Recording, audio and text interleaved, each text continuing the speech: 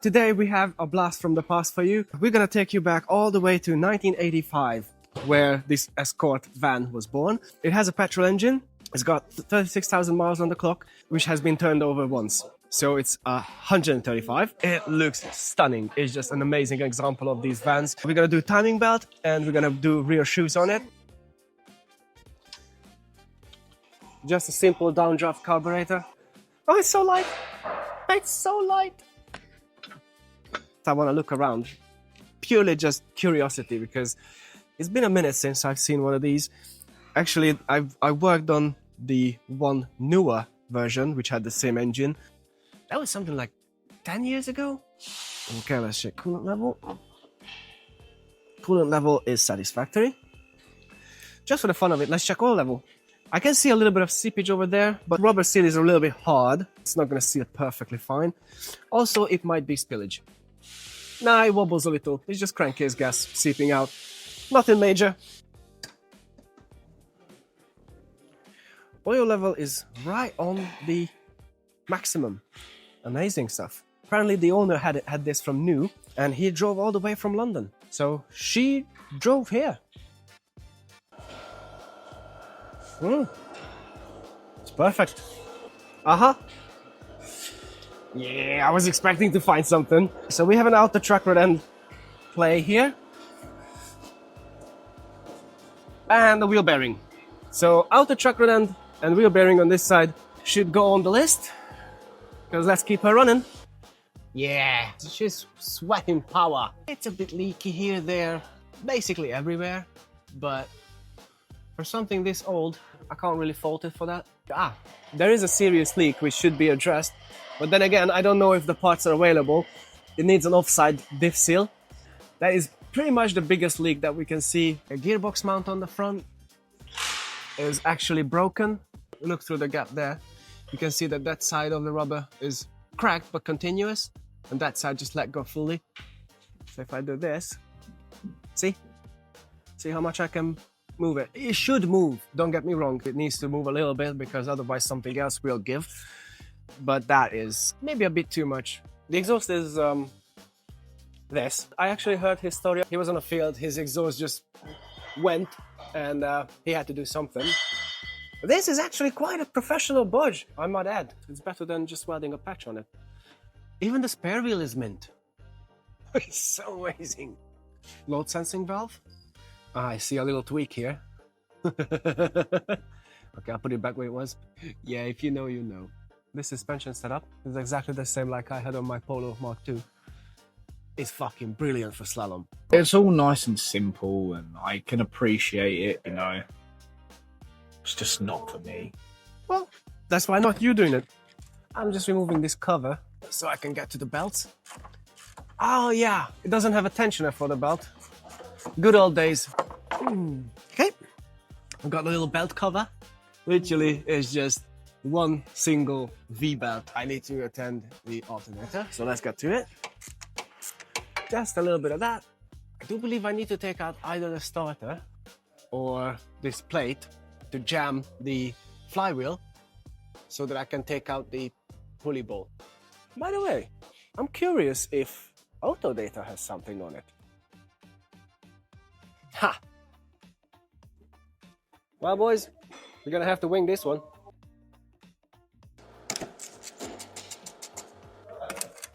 There we go. I know, it's gonna get oily again, but it's the same thing while you change your socks. It's easy to clean it because it's not rusty, because it's covered in oil. I'm gonna take off the top cover, find the timing marks. The crank timing mark is gonna be on the cover. So first I'm gonna time it up, and then I'm going to go under the car again to take the crank pulley off. For people born after 2000, the gasket material here is actually cork. So it's the same thing that you have in a wine or a champagne bottle. So because we have no info, I need to find the mark. I see an arrow in there. I will position the crank, which is just down there on the pulley. I will position it to TDC, and we'll see where the arrow points. If the arrow points directly up, Easy as pie.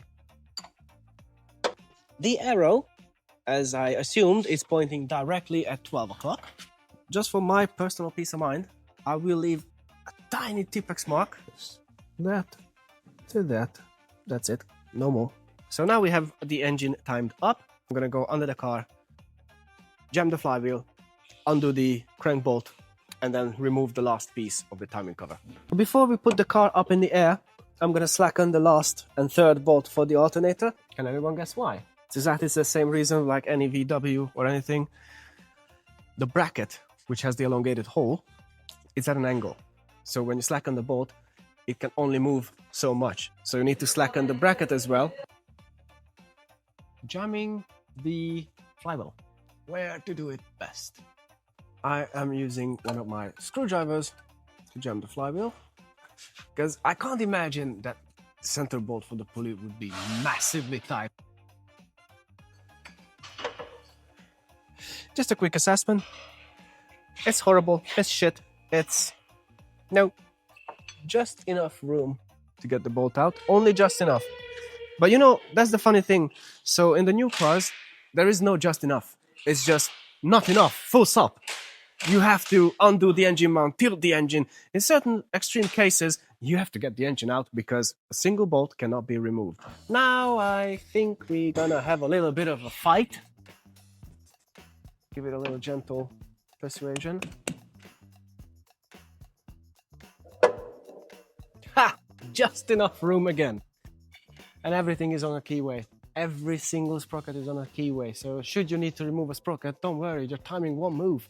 Not like modern Fords. Yeah, EcoBoost.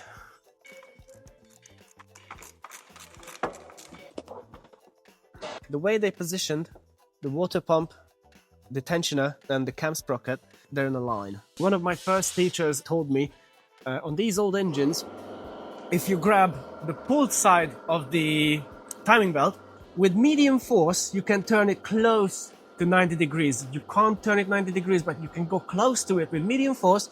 That is enough tension on the belt. Okay, so now we're gonna undo one bolt for the tensioner. Yep. There we go. So this is our tensioner. Slides on them two elongated holes. Nice and easy. Obviously, can't be the original. So customer supplied each and every part that we are required to fit. Obviously, this is his baby, so he's doing most of the work. He supplied us timing belts and the tensioner. He's a lovely chap. He had a story about this. So this, apparently, is sort of the same age as the car. Still has the original sellotape, unbroken. He told me I am free to choose this as a timing belt. I told him it's amazing, but timing belts doesn't only have mileage limits, they have time limits as well. So if it's over 10 years old, it doesn't matter if it hasn't been fitted ever, you shouldn't fit it. I think if he puts it on the shelf and just looks at it in his garage, it's also cool. So this is the new belt, fresh off the shelf. We are going to compare them, just to make sure that the number of teeth is correct. There are multiple methods. You can actually count them, but my method is just use one length to see. It should be fine, but I see minor deviations, so unfortunately I am going to have to count it. Okay, so I made a mark. So you choose a starting point, and then 10, 20, 30, 40, 50, 60, 70, 80, 92. So that's a 92 teeth belt. And we are going to repeat exactly the same thing on this belt. If the number matches, we are good to fit it. 80, 92. So if the belt is correct, we can fit this. Quite interesting that Dayco actually supplies parts for this car. So we have our new tensioner here. Riding faces towards you. You need to fit it from the pulled side towards the tension side, just like so. In my book, the engine mount itself is actually quite a nice place to pry, because if it can hold the engine's weight, I'm pretty sure it can take a little bit of prying. Sort of medium strength, nearly 90 degrees. So we're gonna nip up this side. I am happy with how taut this belt is. Sort of medium strength, not all the way 90 degrees. I hope I've done it correctly. I mean, the outcome is going to be the same. If there's a tool in existence for this, let me know. Otherwise, it's easy. I had no instructions. I had no help from Autodata. I know I've done this 10 years ago. That was 10 years ago. But even with me figuring out how to do it,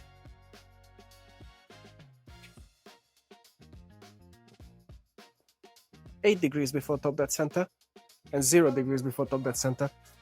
Usually if you have a strobe light and the engine's running, you clamp it on the first one, and when the power goes through it, the strobe light goes off. This notch on the pulley will flash right there. Or if you twist the cap right there, if you twist the cap, you can actually see it advancing and retarding.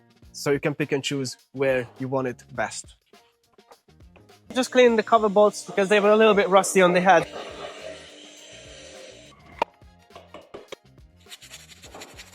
My girlfriend was asking me where did I learn this. I'm keeping it simple and caveman style, 2 spanners. A little bit of wipe, just for good measure.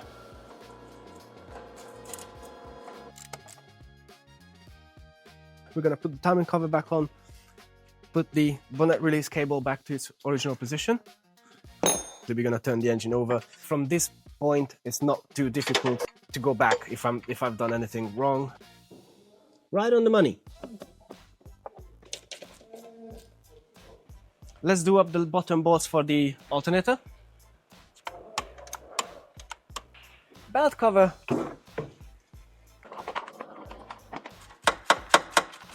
So we have everything on now, so I'm just going to drop the car and start it. We are going to start the engine just to test the timing is intact. Again, those of you born after 2000, you might not be familiar with this. Pull on the choke a little bit, not too much, just a little bit. And away she goes. I'm not sure about this one, but I know some VWs, they had it automatic, and the Mercedes.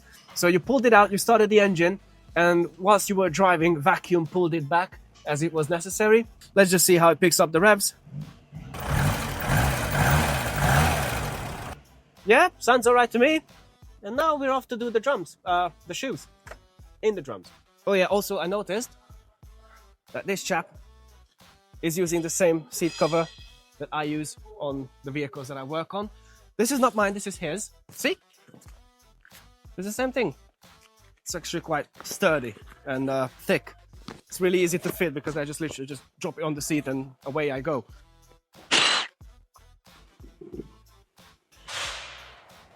Just like any other brake systems, this one has a manual adjuster, which we need to reset. Oh, it's been a minute since I've done one of these.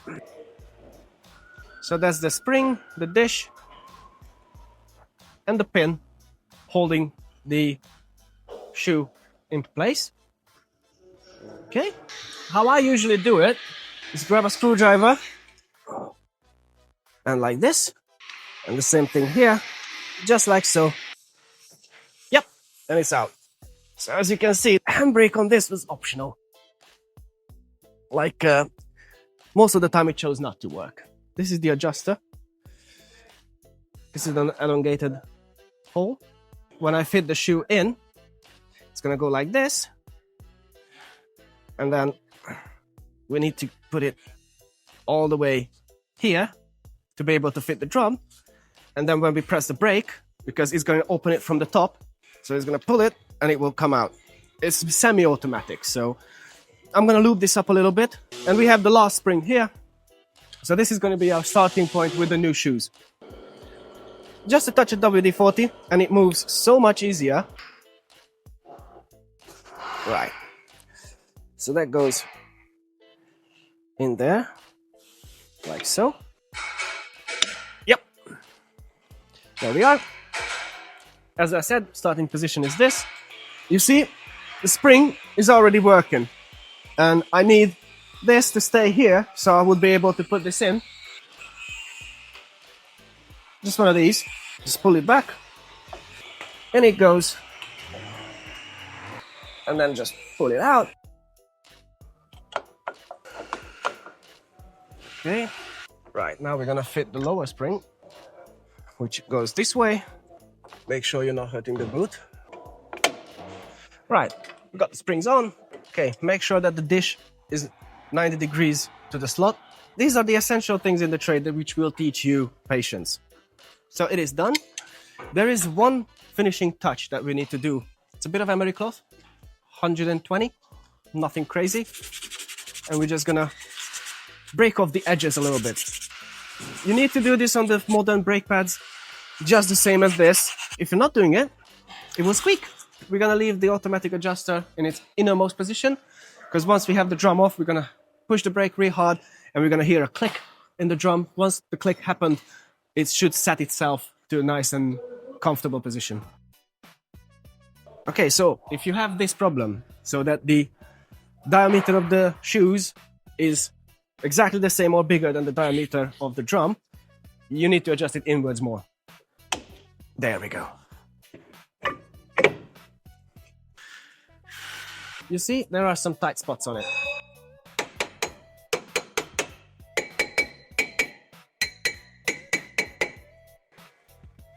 And now it turns much easier.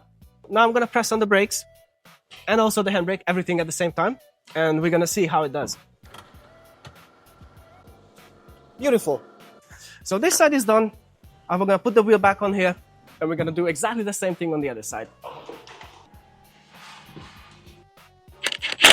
We're gonna torque it up after.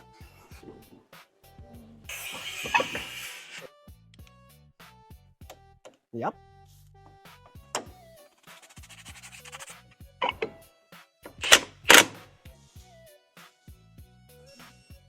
So this is the job done on this lovely Escort van.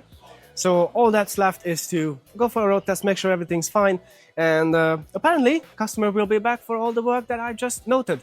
So stay tuned for part 2. Thanks for watching.